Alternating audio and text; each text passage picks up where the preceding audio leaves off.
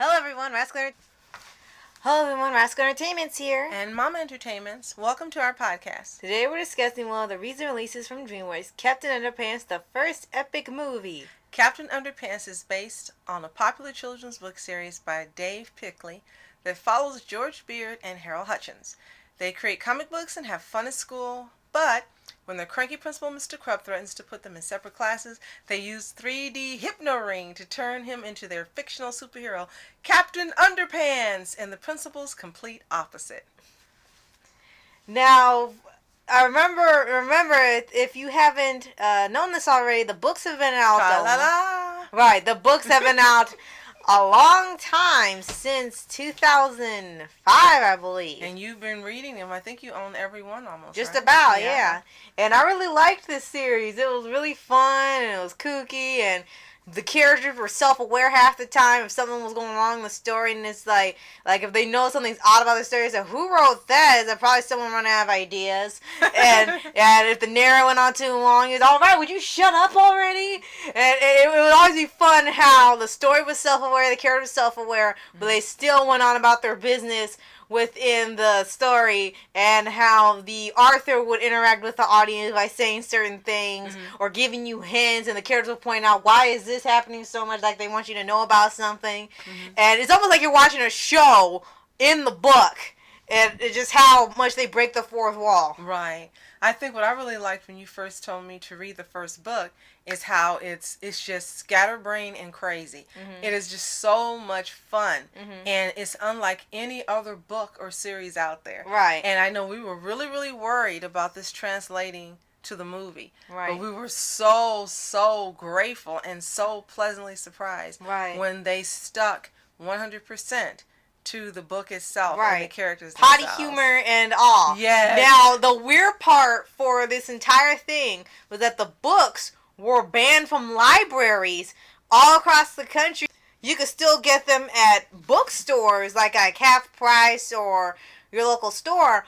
But as far as borrowing them from the library, they were banned because they had several parents and teachers, or they say PTA meetings, where the books had so much potty humor, and it was not appropriate for the children, and it was making them behave badly. And they even addressed that in the book, where the guy said, I've been told that all these books are the potty humor, and also in this, and it says for the GOP, said it's the grown old people. They're the ones that had the problem with his books. You know what's so silly about that is potty humor was around when I was a kid. Potty humor was around when my parents were a kid. Potty humor was around when my grandparents were a kid.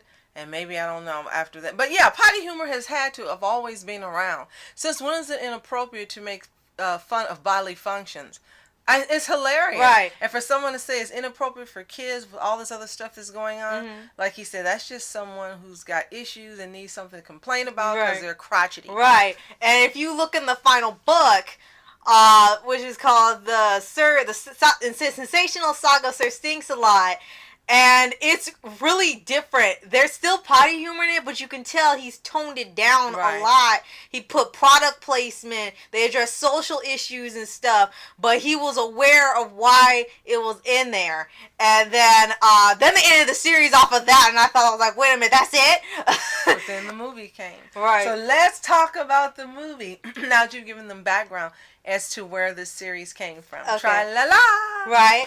And it's still in the same essence of the books, where you still have George Beard and Harold Hutchins, and they're voiced by Kevin Hart and Thomas Middleditch. Pen Zero! Right! And I'm like, wait a minute, that sounds like Pen Zero. And the voice actors were absolutely perfect. Right. I never imagined how they would sound, but now that I've heard them, yes, I will always hear the two of these guys doing the characters when I'm reading the books or looking through it. Right. And you always imagine how would Captain Underpants sound. They had Ed Helms was the villain, and Ed Helms was Captain Underpants, I'm sorry. And Nick Kroll was the villain, Professor Poopy Pants.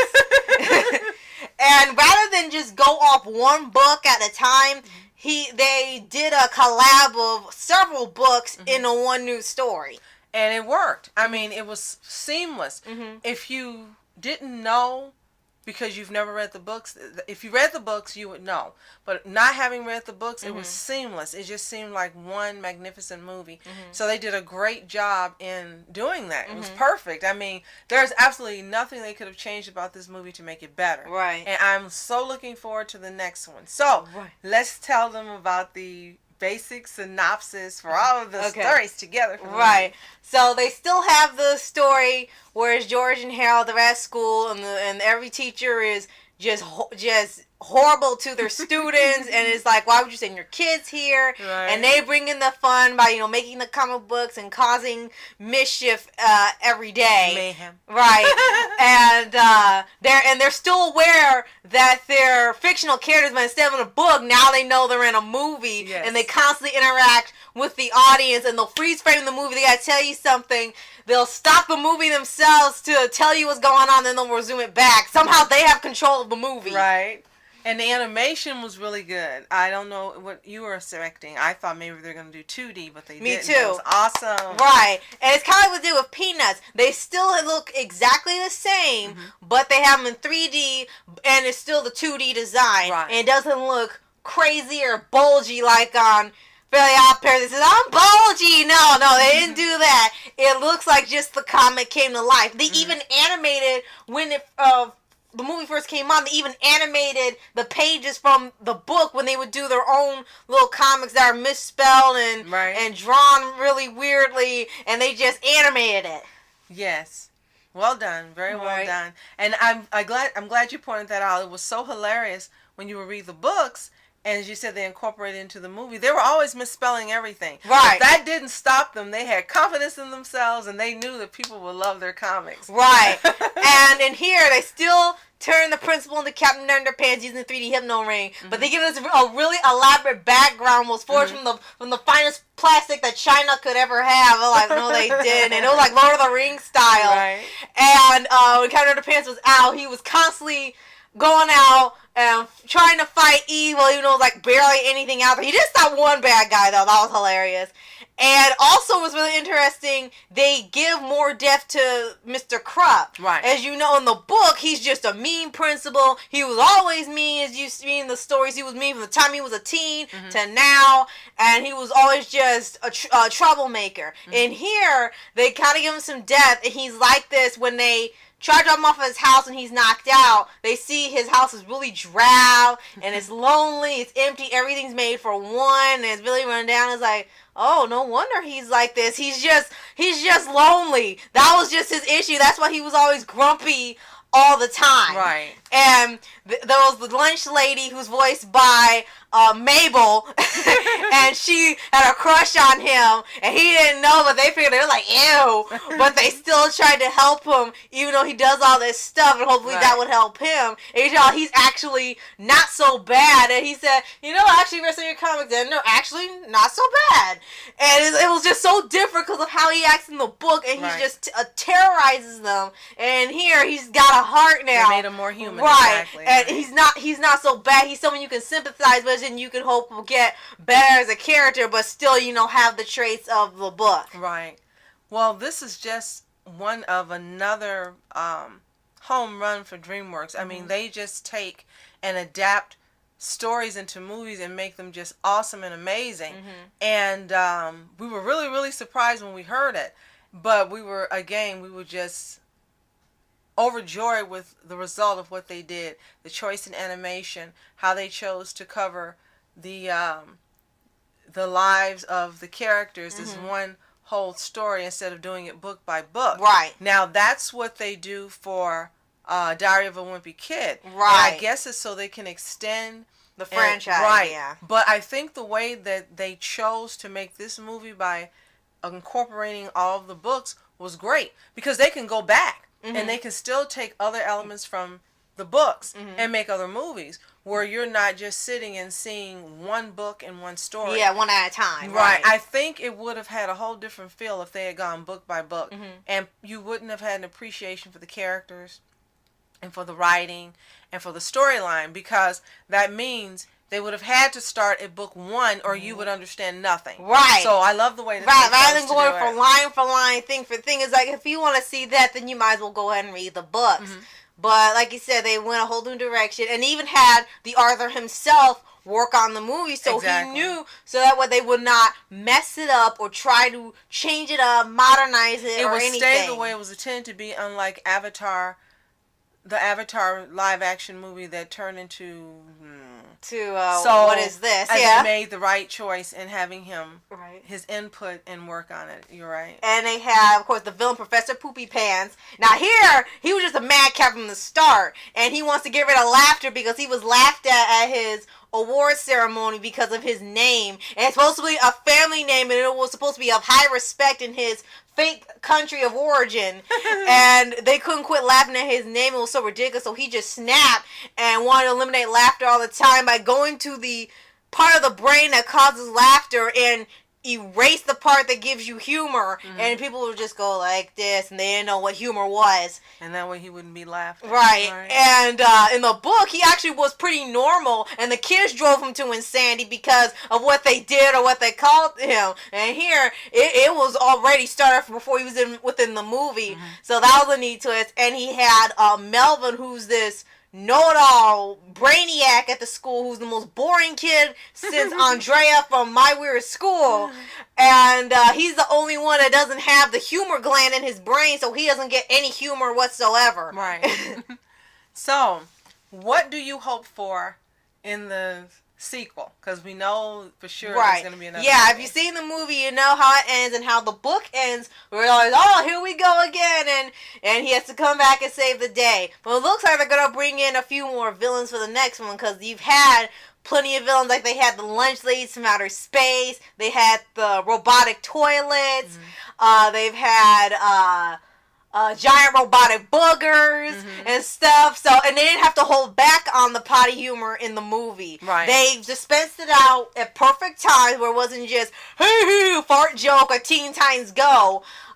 They added it perfectly, and there was some twist to it each time. Like, they had a whole orchestra, and they called it, there was a couple called King of Farts instead of King of Hearts, and it was a whole whoopee cushion orchestra, and he was doing all this, and all the farts were musicals. She's directing the orchestra, and you can't see. Oh, God.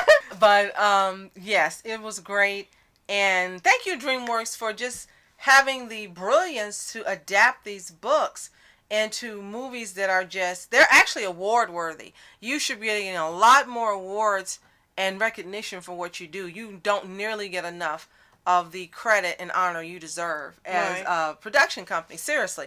I mean, they do things that just haven't been done in animation. They do things that haven't been done in terms of adapting franchises, of rebooting and renewing, like Voltron, giving life to series that were loved before and making them even more loved now.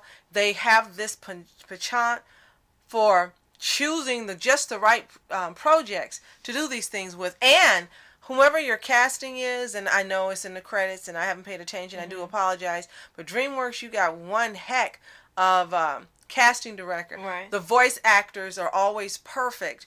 The people you choose, you can't imagine anyone else doing the roles. And it's the same way now with Kevin Hart and I'm gonna just say Penn Zero. I'm sorry, dude. Thomas Middleditch.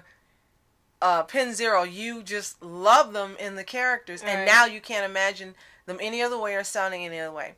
So, if you haven't seen Captain Underpants, it is on Netflix. Yes, and they have it on DVD, of course, and Blu-ray. But yeah, if you really want to see immediately, go to Netflix. And the books are, well, they're no longer at the library, but you can find them all at Target. Yeah, they're all available there. They run between $7 and $10. Sometimes they have a promotion where if you buy 2, you get a gift card, or if you buy 2, get 1 free. So just get the first book, and you'll be hooked. And there's also another series that's worthy of mentioning, that the books have, that was called Super Diaper Baby. Yes. It was also adorable and is in the same genre as Captain Underpants. So take a look at that as well. So our next podcast is going to be on another DreamWorks favorite for us now, Boss Baby. Yes. With the fantastic and fabulous Alec Baldwin. Yes. So, I'm Rascal Entertainment. And I'm Mama Entertainment. Have a fantastic day. Peace.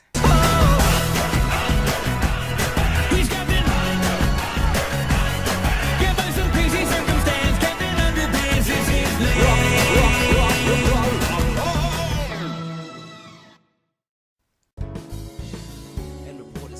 flashing lights.